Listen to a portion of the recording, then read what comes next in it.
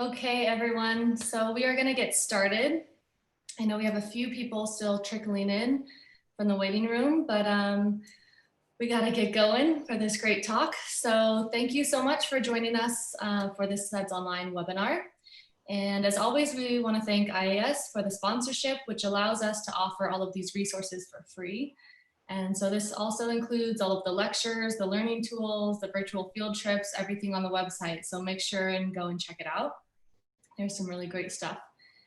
And today's lecture will be our first double lecture, so we're really excited about that. It will be presented by Frans van Boekum and Andy Davies. And Frans and Andy are both Principal Geoscience Advisors at Halliburton Landmark in Oxfordshire, UK.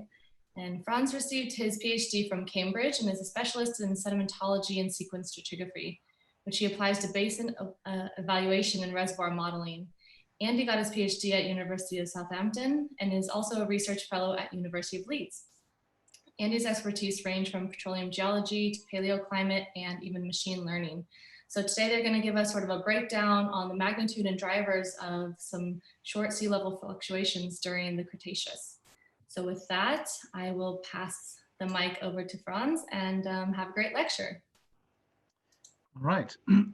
Thanks very much, Chelsea, for your kind introduction. Well, first of all, it's a great pleasure for us to share some of our most recent research with you through this fantastic SEDS Online lecture series. So the topic we'd like to address today is it deals with the Cretaceous. And there are two questions that we would like to dive into. And the first one is, how well do we know the Cretaceous-eustasy and what drives it?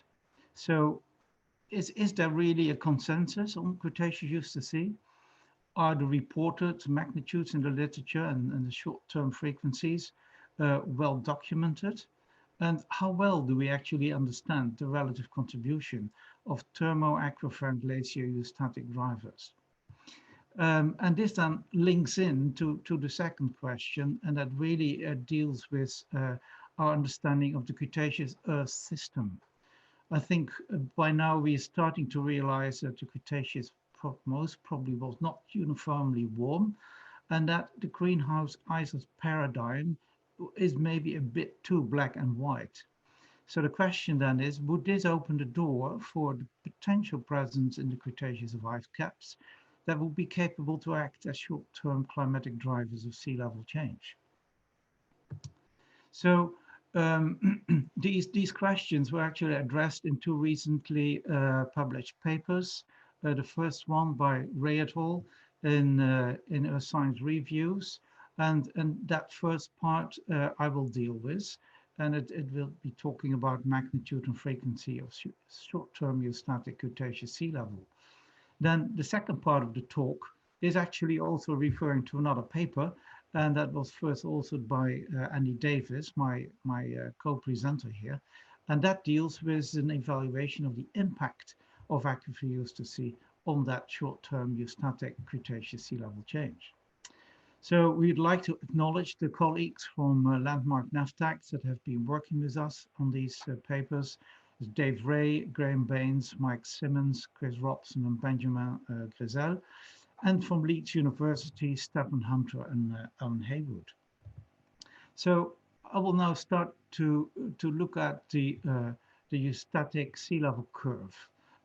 First of all, the question we need to ask is, well, is it important at all to look at this? And I believe so, and for three reasons. First of all, eustatic sea level is one of the key controlling factors for basin fill patterns. So the prediction of stratigraphic architecture in the subsurface is greatly helped by a good understanding of the role of eustasy. Now, secondly, an insight in the magnitude of sea level fluctuations is also really important in stratigraphic work, because high magnitude sea level changes give a potentially an expression in the rock record that can be followed worldwide. It's maybe not only surfaces, it may actually also influence global sedimentation patterns. And then thirdly, an accurate reconstruction of a eustatic sea level curve may give us insight in the nature of the drivers. And it's that yeah, and this can be then linked to either long-term or short-term processes. Now this leads me then to the next image. Um, I think this beautifully illustrates the hierarchical organization of the stratigraphic records, organized in different orders of sequences, from the long-term, first order, second basin scale sequences, where mostly longer term, slower tectonic processes are the dominant controlling factor, to, on the other end of the spectrum, the more shorter term processes, less than 3 million years, which actually control the third, fourth, fifth, and sixth order sequences. And it's on this higher frequency end of the scale that we will focus. And so these processes were chosen because we think that the short duration helps us then to distinguish them from tectonics. So the drivers here will mostly be of a climatic nature. Now, just a quick illustration to show you how what, how important the influence is of magnitude and frequency on stratigraphic architecture. We share with you here this 2D view of a stratigraphic forward modeling. So on the left-hand side, you see a fairly straightforward stratigraphic architecture coming from a simple transregressive curve. And then on the right-hand side, you see what the effect is if you superpose on that trend a higher order frequency, and then the stratigraphic architecture immediately becomes much more complicated. So magnitude and frequency are two components that are really important to understand. Now, then let's have a look at what we can find in the literature if we would like to have if we look up an Cretaceous-eustatic sea level curve. And the three most commonly cited curves are presented in this slide. So the top, you see the one published by Hack over many years. It's the latest update in 2014. And this is a global synthesis. And the blue and the red one are the ones by Sahagian and Miller. These are constructed based on a more local data set. Miller from the New Jersey coastal plains, and the one from Sahagian of the Russian platform. Now these are both plotted against the same vertical scale of magnitude. So there is immediately an obvious difference between these. The Hack curve has fluctuations with a magnitude varying from 60 to 120 meters, whereas the one from Miller and Sahagian range from, say, 5 to 40 or 50 meters. Another difference is the high number of fluctuations represented in the Hack curve. So conclusions is a remarkable difference in the amplitude and frequencies reported in the literature. Now, this in itself is not very helpful if we want to understand better which of the key drivers are really controlling sea level change. So in this figure, you see nicely plotted against duration, horizontal, and magnitude and vertical scale, the capacity of the three climatic drivers, thermo, aquifer, and glacio-eustasy. So the Hack curve really plots in the upper domain of aquifer and mostly in the glacio-eustasy domain. The curves from Sahagian and Miller with their amplitudes really plot fairly squarely in the aquifer and just the top of the thermo-eustasy reach. Now, very interestingly, the authors themselves actually prefer other drivers. Hack is more in favor of an aquifer-eustasy driver, and Sahagian and Miller are actually more in favor of glacio-eustasy. So this leaves us for an, with quite a sort of confusing picture. So let's have a look what then the consensus is on Cretaceous sea level fluctuations in the literature. And I'd like to give you one example of case studies that are actually helpful in this endeavor. So here is an example taken from the Arabian Plate. You can see that it nicely it has a figure which nicely represents a sea level curve calibrated against absolute time, the linear scale, and it's in the aption. And on the horizontal scale, you actually see an absolute scale of the magnitude. So here we have a study that provides us with all the necessary information. Also, it is very well documented. Where the red arrow is a big fall in sea level of about 60 meters. And on the right-hand side, you can see that expression of that sea level fall as the incision of a river valley in a carbon platform. And the blue is then actually the sandy facies that filled that inside river valley during transgression with coarse-grained siliciclastics. And we know that because there was a core drilled in the middle of it that allowed to interpret the sedimentary facies, the age dating, and the evolution of the transgressive backfill. Now, this study is extremely well documented. And interestingly, when you look at this time interval, there are a number of similarly documented studies that also document this kind of incision inside valley with a sea level fall in the same order of magnitude. So when we when we then focused on the literature, we defined on the literature search, we defined a number of selection criteria. First of all, the papers had to deal with the short-term sea level changes, that's less than 3 million years in length. They had to be fully documented in terms of methodology and database. And also, of course, the reporting of absolute values of magnitudes is essential, as well as the detailed age dating through biostratigraphy or other means. When you do this exercise, you then, of course, are confronted with the reality that in different papers, different methods of measuring of sea level have been applied. So the most commonly used ones are listed here. It includes backstripping, erosional, depositional relief, facies juxtaposition, fossil assemblages, geochemical proxies, and seismic and stratigraphic geometries. Now, the database then that we used is summarized here. So when we did our literature search, about 160 publications came up that provided some type of information on Cretaceous sea level change. Disappointingly, in a way, only 37 of those provided absolute measures and a sufficiently reliable time control. However, we were able to generate more than 800 individual estimates of absolute sea level rise and fall out of these papers. And as you can see on the right-hand side, the case studies have a really nice global spread. So we were actually quite confident that the database that we created was representative of global, of global phenomena. Now, the way then we created the data points is shown here. On the left-hand side, you see a sea level curve, nicely calibrated to time by stratigraphy or isotope stratigraphy, whatever is at hand.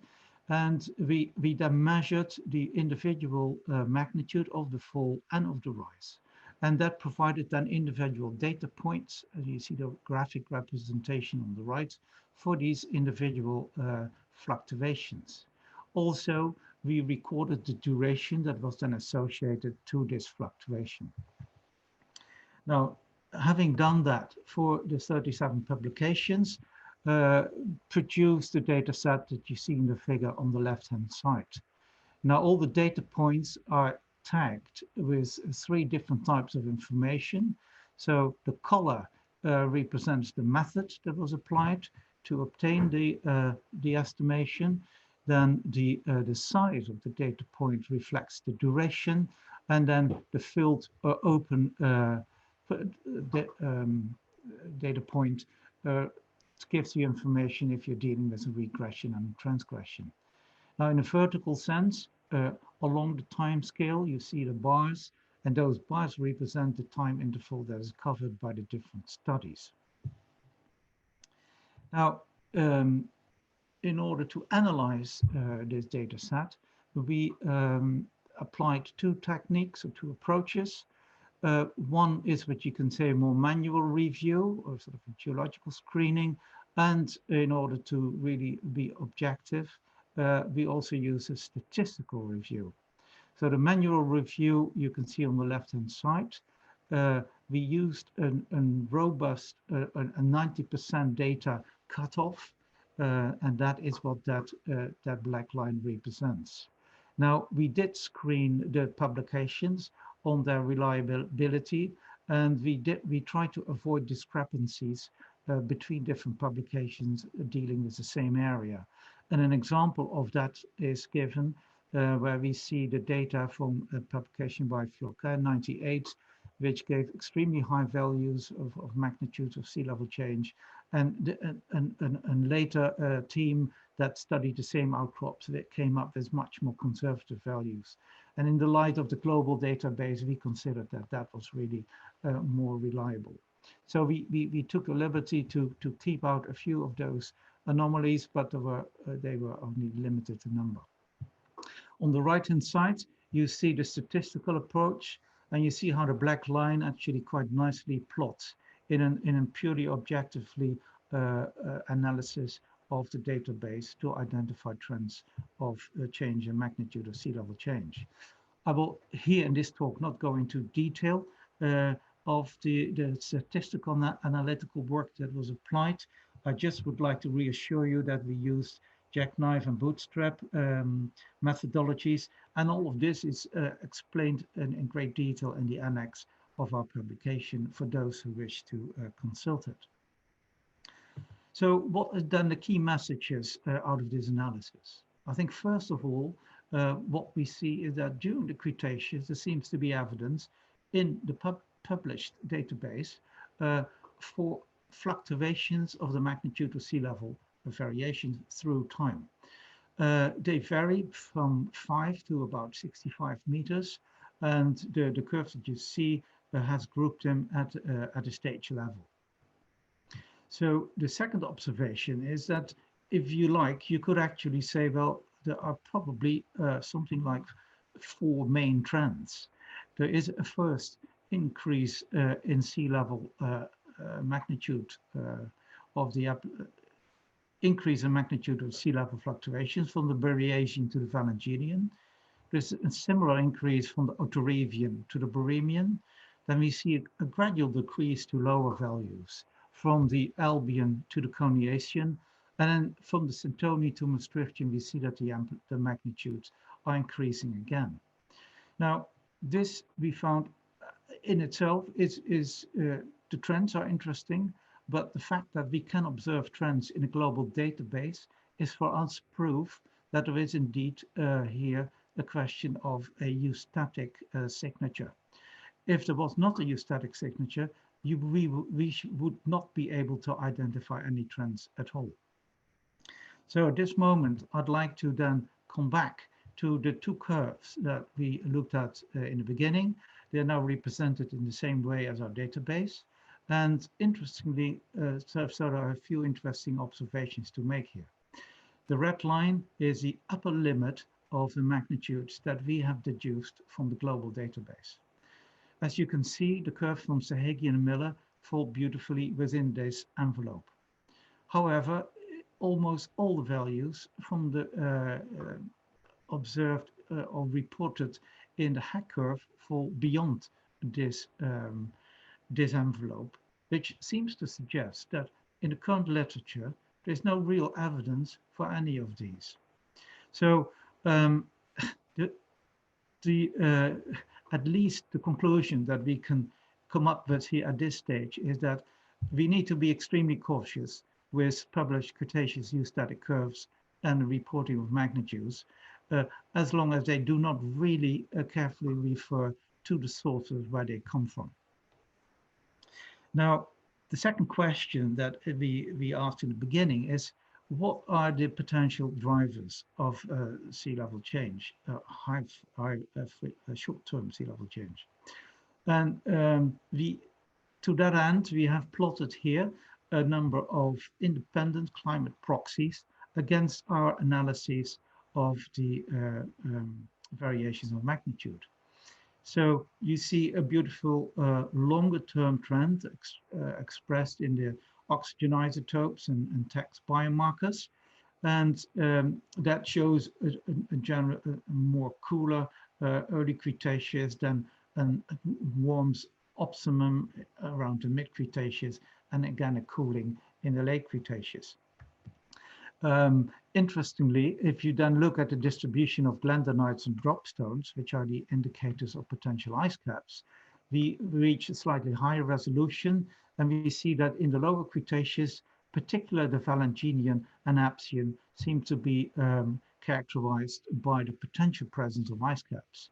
Now, when we compare these trends then to our observed variations in magnitude, we see that these periods, the Valentinian and Apsian, are actually also the periods that we observed the highest magnitude of sea level fluctuations.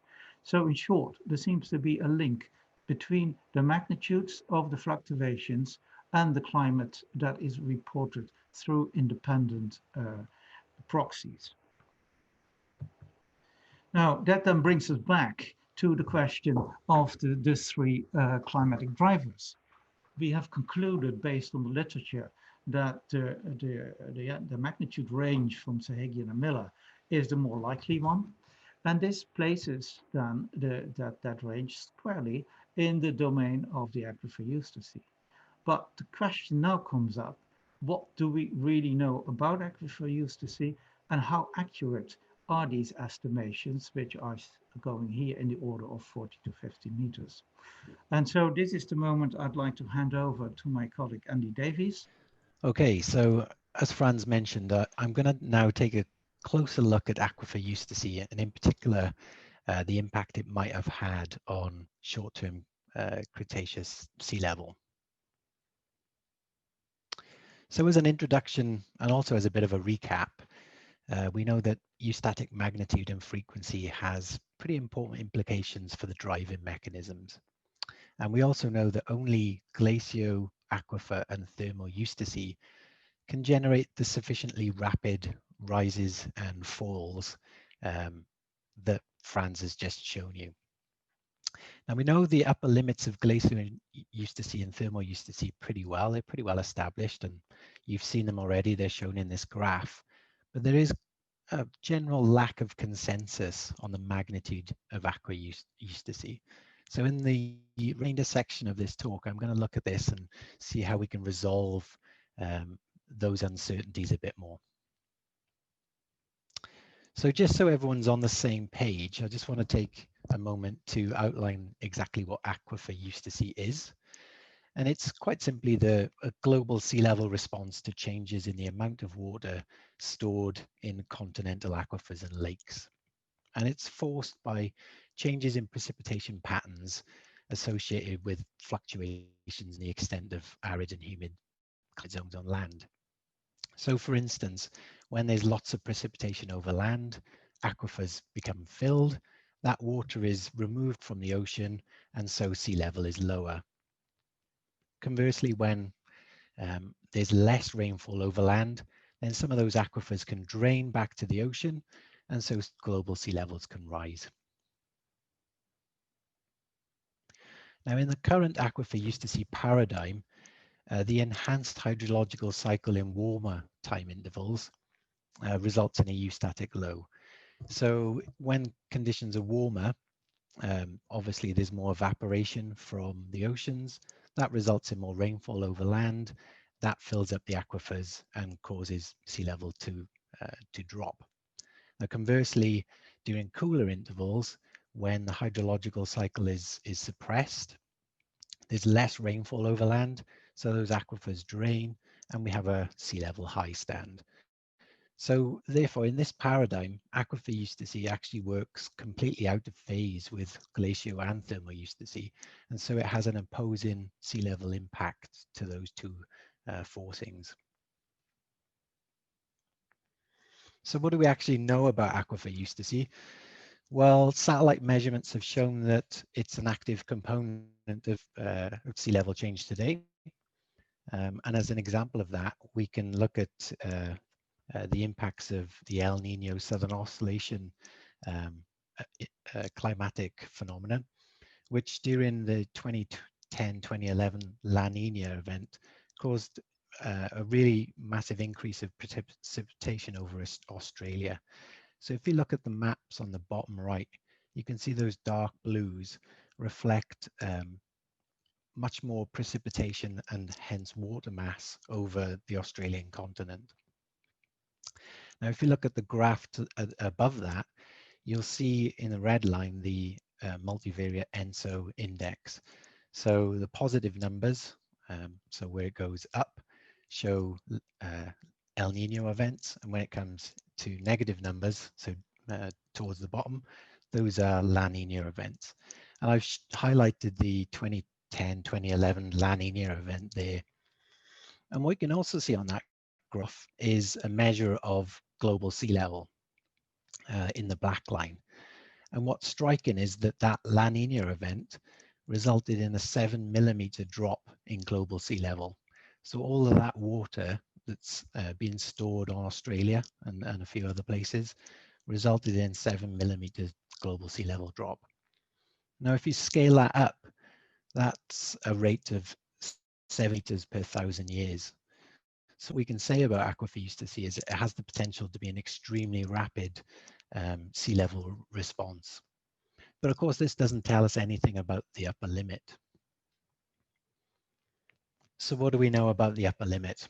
Well, there's several inferred magnitudes that are used in the literature, and they have quite a big range from as little as 8 meters from the work of Jacobs and Sahagian to as much as 100 meters in more recent publications by Hack and Huber. I guess the most widely cited estimate is 50 meters from the work of Hay and Leslie, but this requires the alternate filling and emptying of all available aquifers, so it's perhaps a little bit unrealistic. And so in the Ray et al. Paper, which Franz presented to you in the first part of this talk, we went for a slightly lower estimate of 40 meters for Aquifer-eustasy. So how do we reduce this uncertainty? Well, first of all, we really need to understand modern aquifers. And to do that, we've analyzed the global water table map published by Fan et al. 2017, which you can see on the right. And we've also analyzed in the context of a global Koppen-Geiger map from Rubel and Kotek. Now, Koppen-Geiger map is simply a map showing the broad climatic zones on Earth. Now, if we first look at the global water table information across the globe, irrespective of climate zones, these are the statistics that you get. So in the table on the left, so you can see the most often water table depth in the world today is between 0 and 1 meters, with a median depth of 16.7 meters. And only 1% of the Earth's surface has a water table depth that's deeper than 160 meters. Now, if we analyze this in terms of different climate zones, and I'm just using arid versus non-arid or humid zones to assess this, you can see that there's some stark differences. So in arid regions, the modal water table depth is between 14 and 60 meters, with a median at 25.87, so much deeper than the global average. And in humid areas, perhaps unsurprisingly, it's much shallower. So the modal water table depth in those humid areas is between 0 and 1, with a median at 11.2. So that's the modern world, but what does that mean for the Cretaceous? So to assess this, we first have to conduct some climate models so we can understand the different distribution of climate zones. And for this, we explored 3 time periods. So we tried to choose time periods with different observations of sea level change and climatic forcing. So the first was the Maastrichtian, which is relatively cool based on geochemical proxies and other sedimentological proxies. with moderate amplitude sea level change of around 50 meters. We next looked at the Turonian, which is perhaps the peak warmth of the Cretaceous, where sea level magnitudes are much lower, around about 30 meters. And then lastly, the Valanginian in the early Cretaceous, which again is relatively cool with the highest amplitudes from the work that we conducted that Fran showed of around 65 meters. Now, for each of these time periods, we generated 3 climate simulations using different CO2 forcing, which capture basically the viable range for each time slice from proxy estimates. So you can see example of one of these simulations on the right. Obviously, there's a lot of work that goes into building these and a lot of work in testing to make sure that they're providing valid results. So you can see all of the different proxies we've used here to validate these simulations. And the CO2 inputs that we used, you can see in the table below. Now, from each of these simulations, we were able to generate a Köppen Geiger map, which allows us to understand the extent of both humid and arid land areas and to quantify that. So the results of that work you can see here in these 3 images. So what we're showing here is basically the arid land area extent for the highest CO2 and the lowest CO2. So the lowest CO2 arid land extent is in the blue. There's not much of that you can see visible here because the arid area in the highest simulation in red kind of covers most of that up. But in purple, you can see there's the overlap. So that's an arid land area on both the highest and the lowest CO2 simulations. And of course, we tested these results against available proxies. So you can see in yellow sedimentological proxies for arid conditions, and in green sedimentological proxies for humid conditions. And there's a fairly good correspondence between them. So this gives us confidence that these are actually providing reliable and robust estimates of the extent of arid land areas. So next thing we did was analyze the difference between the most extensive land area and the least expensive land area of arid land, and calculated this in million kilometers squared. So you can see here the numbers for the Maastrichtian. The difference between the highest and the lowest is 8.4 million kilometers squared. For the Turonian, it's slightly more, 9.6. And for the Valanginian, even more, 15.6 million kilometers squared difference in the arid land area. Now, we need to take this information and understand what it means for sea levels. So first of all, we made some assumptions that in those land areas, the sediments were all 30% porosity. We assumed that water tables in those areas that changed went from the modern median arid depth of 25.87 meters to 0 meters essentially. And then this allows us to understand the extra water that can be stored on land between this highest and lowest CO2 simulation. And this is quite a large amount of water. So for the Maastrichtian, it's 0.037 million kilometers cubed. For Turonian, 0.042, and the Valanginian, 0.069. But what does this mean for sea level?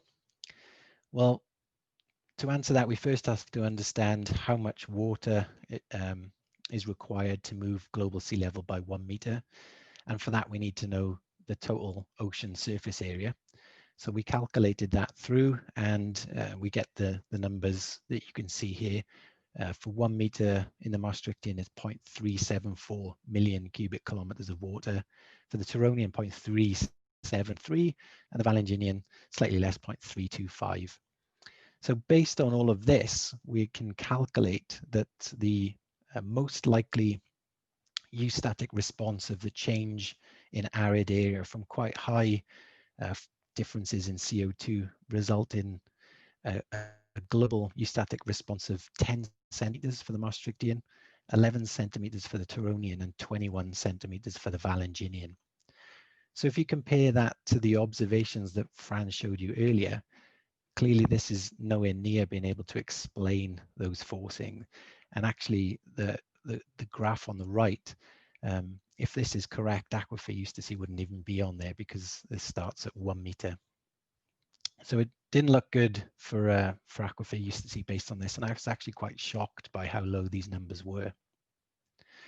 So the next thing we wanted to do was really push this, because although arid land areas will have the biggest impact on water table depth, obviously humid areas do have some influence.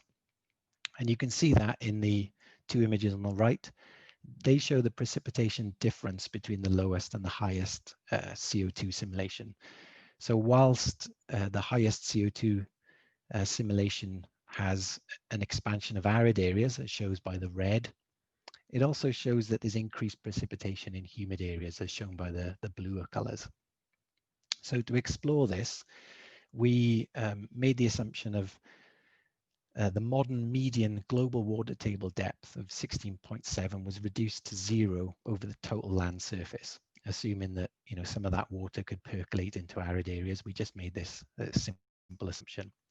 And if we calculate that through, and it's fairly unrealistic, but perhaps plausible, then we get a eustatic response of 1.82 meters for the Maastrichtian, slightly more 1.83 for the Turonian, and 2.84 meters for the Valanginian. So this gives us significantly more global sea level change, but it's still nowhere near enough to explain the observations that Fran showed you earlier. So next we asked, what kind of water table depth changes are needed to explain the observations from our literature review. So remember, it was 50 meters for the Maastrichtian, 30 meters for the Turonian, and 65 meters for the Valanginian. And if we calculate that through, basically we need to change global water tables by almost 460 meters in the Maastrichtian, 273 meters in the Turonian, and just over 380 meters in the Valanginian. Now this seems pretty unrealistic given that modern global median table depths are only 16.7 meters, and only 0.12% of the modern land surface has a water table depth that's deeper than 273 meters. So trying to get these sorts of these magnitude sea level change from water table changes seems very, very unlikely. Now, of course, we've focused pretty much only on water tables, but we know that other factors could be involved. So Aquifer-eustasy not only relies on water tables in aquifers, but also in lakes. And so we explored this. Now, obviously, it's very difficult to do this for the Cretaceous. So we basically just looked at the 10 largest modern dry basins today. So as an example, the Tarim Basin, which you can see here in this Google Earth image. Now the Tarim Basin alone can create a 1.08 meter eustatic response.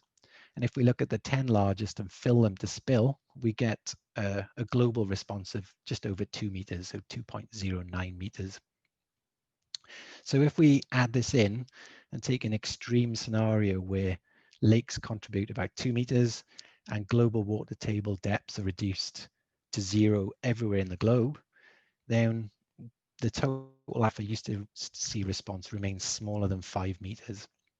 And given that our simulations show that broad arid areas are persistent under different CO2 forcing, and quite large CO2 forcings, the periodic filling and emptying of many large internally draining basins appears unlikely.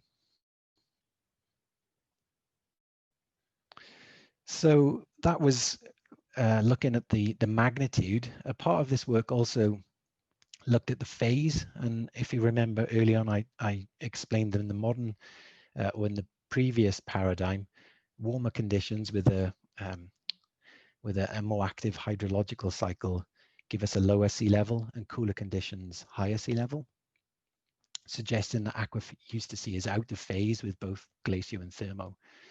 what we found is that actually the warmer conditions have the larger arid land area, and you can see that in the map on the right. So the highest CO2 assimilation in red has the largest arid area extent.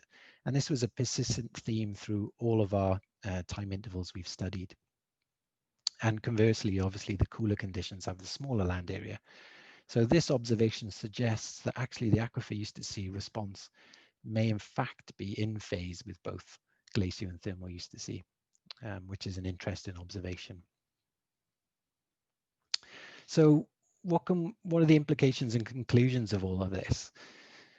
Well, as Fran showed, there's a statistically significant temporal trend in Cretaceous short-term sea level magnitudes.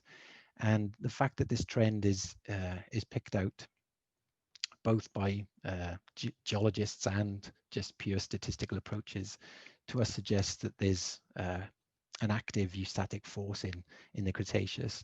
And this is further supported by the fact that the trends pulled out from this match with geochemical and sedimentological proxies, which show that the larger magnitudes are coincident with cooler episodes and vice versa. We find that short-term cycles were in the range of 5 to 65 meters in the Cretaceous, and this is broadly in line with the work of both Sahagian and Miller. But in general, the HAC work overestimates the magnitudes of sea level change. So any work using HAC's estimates of the magnitudes needs to be done with care. We find that Aquifer-eustasy response to large magnitude changes in CO2 forcing only results in decimeter scale changes in global sea level. And in the most unlikely or extreme scenario, we can only get a total Aquifer-eustasy response that's smaller than 5 meters.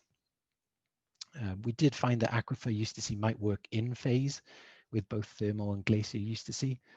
And so in conclusion, we find that Glacio-eustasy is the most likely driver of short-term eustatic changes. So we've plotted on this graph on the right the magnitudes for the Valanginian, Maastrichtian, and Turonian, and updated where we think Aquifer-eustasy might sit on this, as well as plotted where Aquifer plus the thermo-eustasy response might sit. And all of the estimates sit above these. And so in some way, Glacio-eustasy has to be implicated. But because we see that it can actually work in phase with thermo and Glacio-eustasy, potentially the ice sheets required to do this might be smaller than previously thought. So finally, just to conclude, I think this work adds to a growing body of evidence that challenges the persistently warm and ice-free Cretaceous paradigm. So this growing body of evidence includes climate modeling studies, understanding of fossil assemblages, work on sequence stratigraphy, like the great work of Ken Miller and his colleagues, plus a growing body of sedimentological evidence.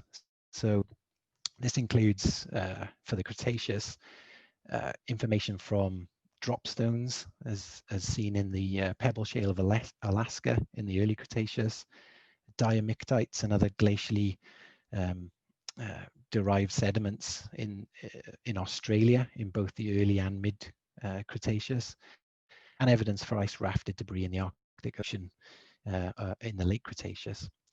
And finally, I think it's clear that there's still much we need to learn about the workings of the Cretaceous Earth system.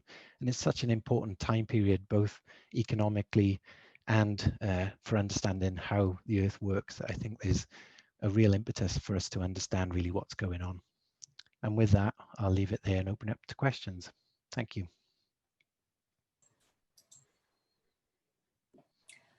Awesome. Thank you guys both for a really wonderful talk. I think we all have a lot to sort of chew over in the next week or so.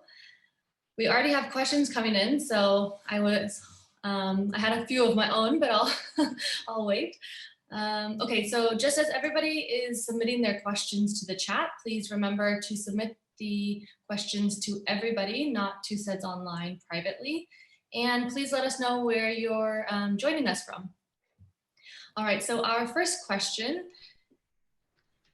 is why did ice sheets exist even in the Cenoturonian, and there's robust evidence for short-term sea level change during the Cenoturonian from China? Yeah. Okay, I can maybe start with this. So the second part of your question, yes, there is robust evidence for short-term sea level change in the Cenomanian, Turonian. Particular, for instance, a worldwide recognized surface is the boundary between the lower and middle Cenomanian, where a sea level fluctuation in the order of 10 to 20 meters has been recorded. Now, so yes, there is evidence for short-term sea level fluctuation. What then the driver there is, as Andy pointed out, if we take into account both thermo and Aquifer-eustasy working in tune with Glacio-eustasy, you would only need a fairly small contribution of, say, glacial melting or growing of ice caps. So I think the point we would like to make is rather a nuance, in the sense that most likely some kind of ice caps have been present throughout the Cretaceous, but the scale of them has changed through time. Andy, is that you agree with that?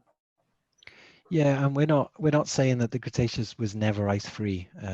You know, Yeah. clearly, when sea level was high, it's highly likely that all of the ice sheets, you know, were disappeared essentially, and caused the sea level rise.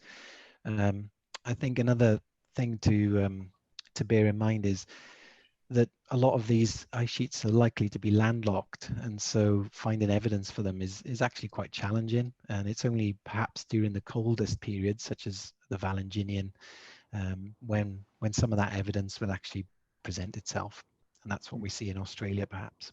Yes. Yeah. Good comment. So Paul Wright, hi Paul, says neat talk, many thanks. And Fiona is joining us from Bristol, and she says lovely, clear talk. Thanks. With my hydrological hat on, I'm really not surprised by the magnitudes of change you cite for Aquifer-eustasy. Of course, the impact on large lakes may be much higher. Ratio of catchment area to water is much higher. Question, did you look at rates of change in response to Aquifer-eustasy?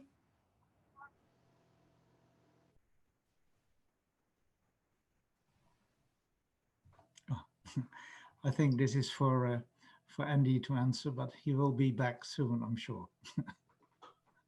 There he is. Sorry, could you answer again? Sorry.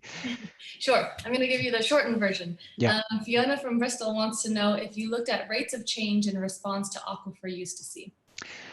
We didn't. As part of this study, it was purely about trying to understand the magnitudes. I think, you know, it was a growing body of evidence suggesting that Aquifer-eustasy was in play, so we just wanted to do a critical test of that. Obviously, looking at the modern, potentially the rates could be quite high, but how long that plays out, you know, rapid over a year versus rapid over 1,000 years is a very different thing. So we haven't done any work on that, but I'd be you know, excited to see some work trying to explore that, and also test further things. For instance, you know, the impact of Milankovitch cyclicity on our results. We just looked at CO2 forcing. Perhaps, you know, Milankovitch can extend some of those magnitudes, but I'd be surprised if they get anywhere near the observations that Fran showed. Sure. All right, next question from Mohammed in South Africa. He says, great talk. Did your database include active tectonic settings during the breakup of Gondwana? Does active tectonics during these times not affect the short-term magnitudes? I can maybe give an answer here. So what we have considered is that the rate of change is that you can expect from tectonic processes is significantly slower than what a climatic driver can achieve. So in that sense, we believe that by focusing on the short term, we have been able to to rule out this kind of tectonic overprint. Now, in a highly tectonic active area, the problem always is that with sea level change, it goes up and it goes down. And in tectonics, to do that at the same rate, that is a real challenge. Just a comment back from Fiona. She says, yep, rates implied by your Australian data surprised her so fast. All right, next question from Shafiq from Kuala Lumpur. Thank you for the very insightful presentation. Does the CO2 concentration contribute to non-hydrocarbon gas in reservoirs?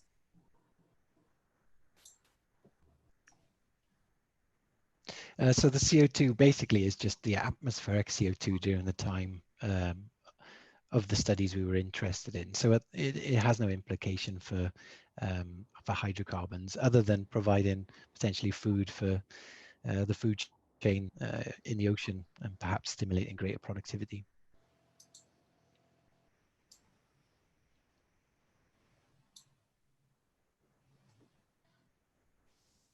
More questions, guys, keep them coming.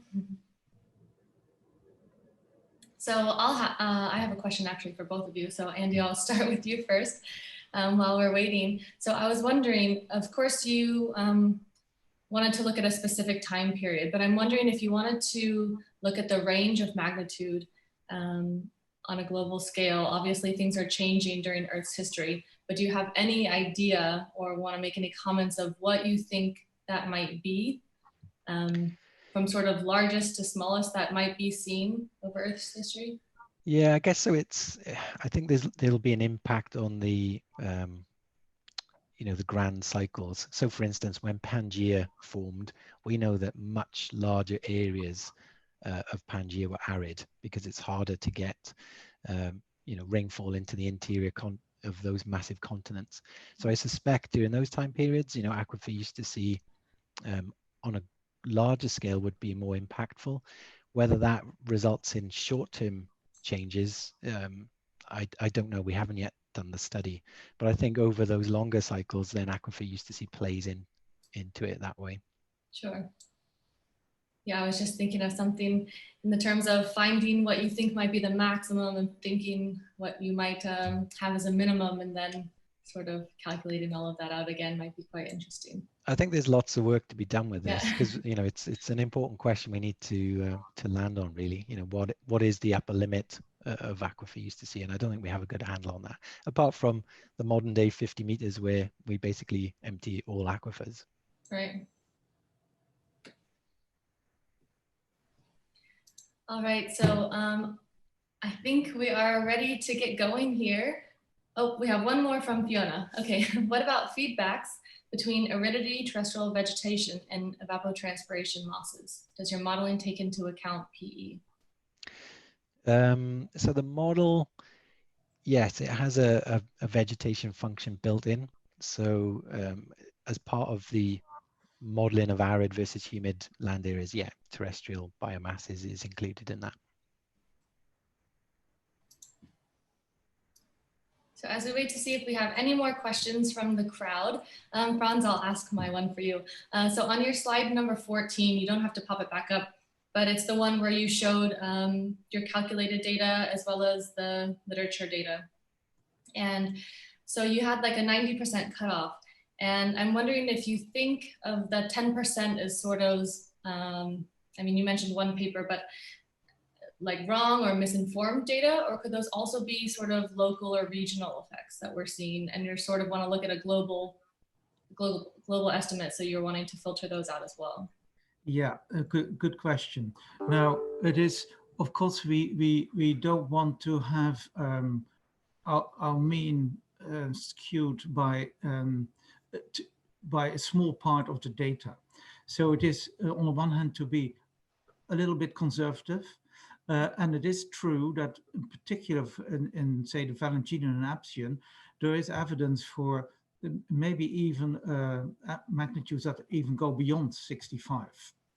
So we did not want to push the boundaries too far. We wanted to keep it in line with the general observations made in the literature.